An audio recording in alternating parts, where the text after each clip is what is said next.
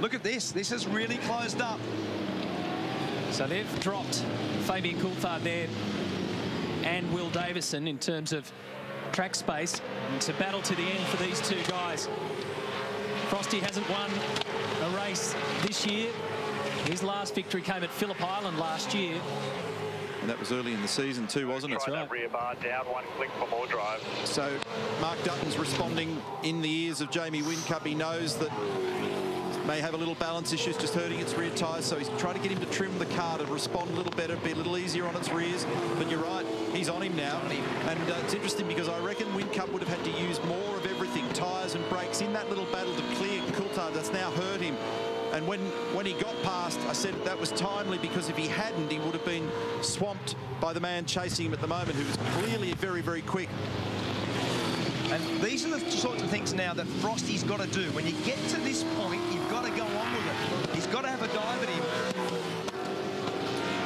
He's very, very fast. We often say his qualifying performances, etc., are very good, but there's just too much of the racing stuff that impacts his overall performance.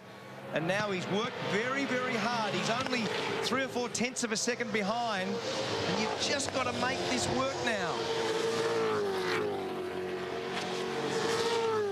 So fast, isn't it? It's just a great racetrack. So Jamie's responded a bit. He did a 64.2 this lap, but he's wide at 1. 64.1 for Winterbottom, taking a 10th out of him, but he has responded. Whincup, he's picked the pace up slightly. And Winterbottom looks as though this will be the lap where if he's close enough, he'll be aggressive. Good exit. Great exit. Watch him at 5. He had a shallower exit line. He was in the power harder earlier. He'll have a look. Jamie will know it. He'll sense the colours. He'll see him in the mirrors. And he's right on the braking limit. There's nothing left under brakes with that car. And in fact, he's sliding through 5. And Mark Winterbottom will have a perfect bird's eye view of that. You'll see the oversteer in the preceding car. And he'll be thinking right now where he can best pull a surgical move. And he's running out of laps. He's got to press hard. And what Winterbottom will be thinking of is the previous race meeting when Coulthard dived him at the end. He needs to throw this car down the inside of Whincup at 5 or into the hairpin at 8. And he's got a good run here. You can't make the move, but you've got to be close when you come out of 4. This is fantastic. Last lap. And it's a classic Holden versus Ford battle. And he'll be lamenting getting tangled up with his teammate, Mark Winterbottom. It's a round turn 4. Whincup. So here comes an opportunity. He's got it, and Jamie knows it. He covers. Can only move once in the rules if he wants to cover. So there's one opportunity here, and Frosty takes it down the inside. He's on the dirty line. Then both of the brake contact, and around goes Winterbottom. Whincup tours the paddock. Disaster at the front of the race. Whincup gets back on. Well, he had a big dive. We said he had to have a go. He locked the rear wheels. He speared into the side. He was down the dirty side of the road. And this has had an unbelievable impact on Mark Winterbottom's performance. But at the end of it, Jamie Whincup will limp home. Big contact on the final lap. Right, brother, great drive.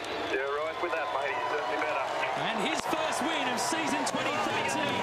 Here comes the defending champ again. An unbelievable finish. Right, mate, great drive, mate, great drive. Good stuff for holding your line, mate. Not putting up with that shit.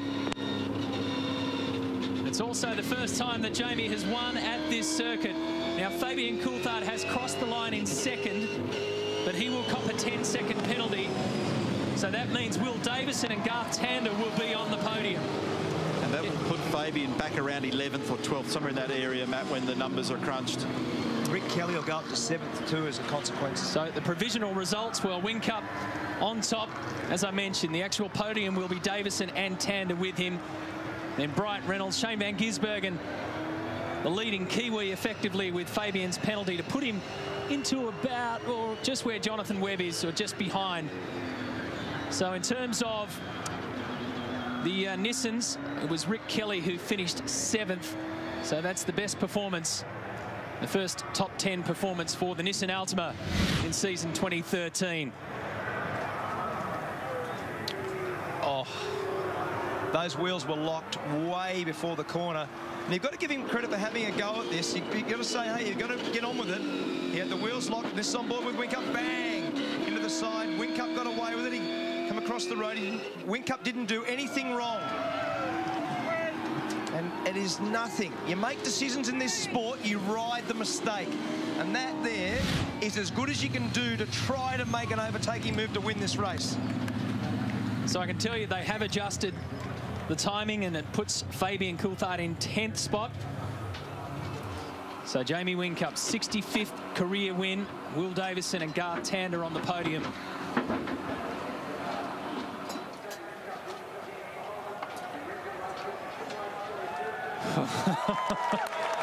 What a weird race. He really wanted this one.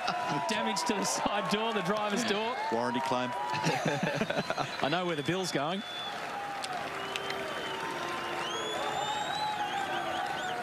What a sigh of relief for Jamie.